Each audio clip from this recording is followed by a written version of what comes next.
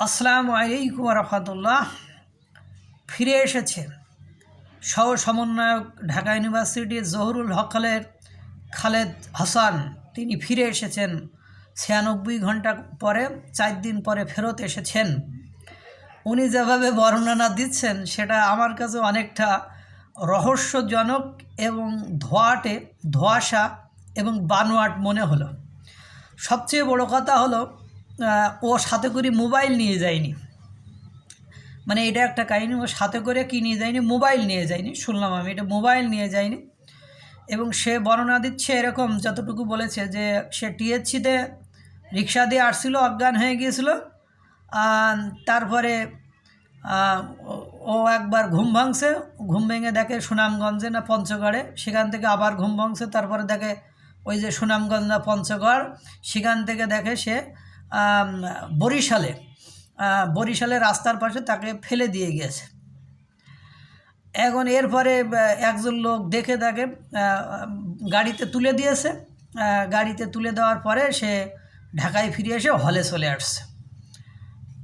কিন্তু কথা বলেন, এই যে কথাগুলো যে সে তাকে রিক্সা থেকে অজ্ঞান অবস্থায় তুলে নিল, তার সে রিক্সাওয়ালাও তো তাহলে অঞ্চলে বলে দিত যে আমার ওই রিক্সা থেকে অমুক একটা লোককে এরকম তুলে নিয়ে গেছে। তা তো কেউ বলি নাই, বলি নাই। কারণ দুর্বৃত্তরা যদি তুলে নিয়ে যায় তাহলে রিক্সাওয়ালা অবশ্যই বলার কথা যে একটা ছেলে অজ্ঞান হয়ে গেছিলো, তাকে এরকম মাইক্রো করে তুলে নিয়ে গেছে। বা যেখান থেকে তুলে নিয়ে গেছিলো সেটা কি জনশূন্য ছিল? সেখান থেকে কাউকে তুলে নিলে, যখন খালেদ হাসানকে তুলে নিয়ে যাচ্ছিল বা তুলে নিল, তখন আশেপাশে কি লোকজন দেখি নাই?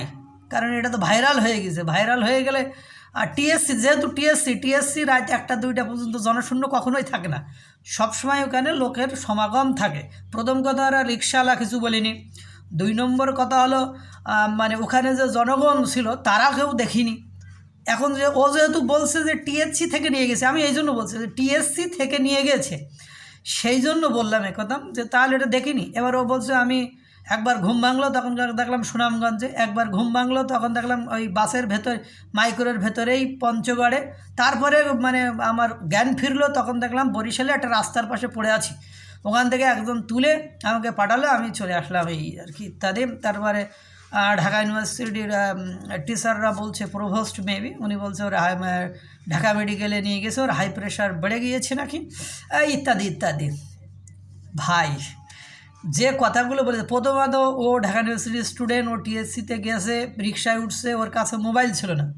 ২ নম্বর কথা, রিক্সাওয়ালা বলি নাই যে, বা ওকে তুলে নিয়ে যাওয়ার পরে তো রিক্সাওয়ালা বলতে পারে এখান থেকে তুলে নিয়ে গেছে টিএসসিতে। যেহেতু টিএসসিতে বললাম তো সারা রাত লোক চলাচল করে, যারা ঢাকা ইউনিভার্সিটিতে পড়েন বা গেছেন বা ওখানে থাকেন সেখানে দেখতে পাবেন, বুঝতে পারবেন। এরপরে আবার সংরক্ষিত এলাকা, সন্ধ্যার পরে তো কাউকে বাইরের কোনো মাইক্রোটাই করে ঢুকতে দিচ্ছে না, তাহলে এটা কি তুললো কেমনে?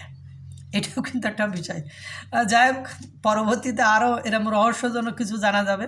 আল্লাহ তাআলা সকলকে ভালো রাখুক, সুস্থ রাখুক। আসসালামু আলাইকুম ওয়া রাহমাতুল্লাহ।